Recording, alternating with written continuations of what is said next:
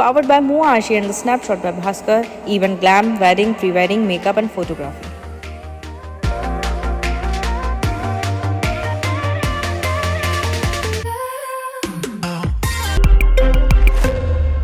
नमस्कार, मैं हूं आपके साथ अनुष्का और आप देख रहे हैं sky India TV. Madhya Pradesh के मुख्यमंत्री डॉक्टर मोहन यादव द्वारा मध्य प्रदेश के निराश्रित गौवंश की संरक्षण हेतु संपूर्ण मध्य प्रदेश में भारतीय नूतन संवत 2081 से घोषित गौवंश रक्षा वर्ष के तहत जनपद पंचायत सुसनेर के समीपस्थ नानोरा, श्यामपुरा, सेमली और सालारिया ग्राम पंचायत की सीमा पर मध्य प्रदेश शासन द्वारा स्थापित एवं श्री गौधाम महातीर्थ पंथ मेड़ा द्वारा संचालित विश्व का प्रथम श्री कामधेनु गौ अभयारण्य मालवा में चल रहे 1 वर्षीय वेद लक्षणा गौ आराधना महोत्सव के 242वें दिवस पर स्वामी गोपालानंद महाराज ने बताया कि आज डॉक्टर BR अम्बेडकर की पुण्यतिथि के उपलक्ष्य में 6 दिसंबर को हर साल महापरिनिर्वाण दिवस मनाया जाता है। साथ ही आज के दिन शौर्य दिवस के रूप में मनाया जाता है, क्योंकि आज ही के दिन राजा राम राज जन्मभूमि अयोध्या जी में बाबरी ढांचे के कलंक को देश के कारसेवकों द्वारा गिराया गया था और अब वहां भगवान रामलला अपने भाइयों के साथ भव्य मंदिर में विराजमान हैं और भगवान राम को अपने जीवन में मातृभूमि एवं गौ माता दोनों से बहुत प्रेम रहा है। समाचार ये है कि आसाम जैसा क्षेत्र जहाँ खूब खुलेआम गौ माता का वध होता है। अंबालाल जी हम दर्शन करके आए, हर 7वें दिन में जगह जगह हाट लगता है वहाँ गाय माताओं का, और जैसे कई प्रदेशों में भेड़ बकरी खरीद के ले जाते हैं वध के लिए, वैसे लोग पसंद कर करके वध के लिए बछड़े बछड़ियां लेकर के जाते हैं। आसाम में कई जगह ऐसी स्थिति है। होटलों में, रेस्टोरेंट में, चौराहे पर, लारियों पर, हाट ठेलों पर, विवाह समारोह में खुलेआम भगवती गाय माता का वध करके उनके मांस परोसने की जो परंपरा थी उस पर कलम चली है। और आसाम की हिमंत बिस्वा शर्मा सरकार ने गौ मांस परोसने पर पूरी तरह प्रतिबंध लगा दिया है और कड़ी सजा का प्रावधान किया है। अब किसी भी पार्टी में, रेस्टोरेंट में, सार्वजनिक स्थान पर, होटल पर, लारी पर, ठेले पर कोई भी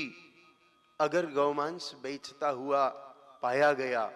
खाता हुआ पाया गया, तो उन लोगों को कड़ी सजा दी जाएगी। 8 साल का कारावास और 2 लाख रुपए से लेके 5 लाख रुपए तक का आर्थिक दंड का प्रावधान किया है। आसाम जैसे क्षेत्र के लिए ये बड़ा ही मान के चलते हैं। वैसे तो गौ हत्या करने वाले के लिए फांसी की सजा भी छोटी है। ऐसे व्यक्ति को तो चौराहे पर लटका करके छोटी छोटी असंख्य पीने चुबोनी चाहिए ताकि रक्त टपक टपक के उसके प्राण निकले और दुनिया देखे ऐसे हत्यारों को। वैसे तो ऐसी सजा भी कम है, लेकिन आसाम जैसे क्षेत्र में जहां बिल्कुल परिस्थितियां विपरीत है, वहां पर अगर ये बात सामने आई है तो हम हिमंत बिस्वा शर्मा सरकार को खूब खूब साधुवाद देते हैं और साथ में उनको आग्रह भी करते हैं कि आपने कानून बनाया है तो इसका कड़ाई से कैसे पालन हो, इसके लिए भी आप पूरा प्रयास करें। क्योंकि कई प्रांतों में कानून बन जाते हैं लेकिन शासन सख्त न हो और विशेष रूप से मालिक सख्त न हो तो कर्मचारी तो अपनी रीति से काम करते हैं, वो उसी में सम्मिलित हो जाते हैं। इसलिए आपने हिम्मत की है, आपने अपने नाम को सार्थक किया है, तो आप कड़ाई के साथ इस कानून को लागू करें और जो कोई भी पाए उनको कड़ी सजा दें। और रही बात विरोध में चीखने चिल्लाने वालों की, एक बहन जी कह रही थी, नेता थी समाजवादी पार्टी की, हमको किसी ने वीडियो भेजा, वो कह रही थी अब सरकार तय करेगी हमको कैसे जीना है, क्या खाना है, क्या पहनना है। बिल्कुल, जब राशन सरकार देगी, सड़कें सरकार बनाएगी, स्कूल सरकार देगी, स्कूल की फीस सरकार बनेगी, वृद्धावस्था पेंशन सरकार देगी, नरेगा में तुमको मुफ्त की खैरात सरकार बांटेगी, तो तुम क्या खाओगे और कैसे जियोगे हिंदुस्तान में ये भी सरकार तय करेगी। या तो कुछ लो मत, तो सरकार नहीं तय करेगी। अगर हिंदुस्तान में जीना है तो हिंदुस्तान के बहुसंख्यक सनातन संप्रदाय की, सनातन धर्म को मानने वाले की भावनाओं के अनुकूल भी जीना पड़ेगा। और सभी प्रदेशों की सरकारों से आग्रह है, गोवा भी, केरल भी, पूर्वांचल के बाकी नागालैंड, मणिपुर इत्यादि में भी हम आग्रह करते हैं वहां के मुख्यमंत्रियों से, करिए इसी प्रकार की हिम्मत, परिणाम अच्छे ही आएंगे। ये कुछ लोगों के चिड़चिड़ाने से कुछ भी नहीं होने वाला है। महाराष्ट्र में